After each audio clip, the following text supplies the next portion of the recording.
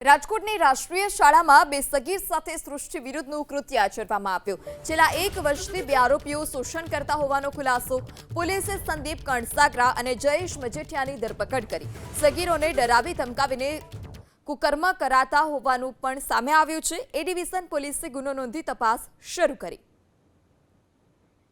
ત્યારે રાજકોટમાં બે સગીરો સાથે સૃષ્ટિ વિરુદ્ધનું કૃત્ય સાથે આ પ્રકારે સૃષ્ટિ વિરુદ્ધનું કૃત્ય કરવામાં આવતું હતું। એ ડિવિઝન પોલીસે ગુનો નોંધી આ સમગ્ર મામલે વધુ તપાસ હાથ ધરી છે। છેલ્લા 1 વર્ષથી બે આરોપીઓ શોષણ કરતા હોવાનો પણ ખુલાસો થયો છે।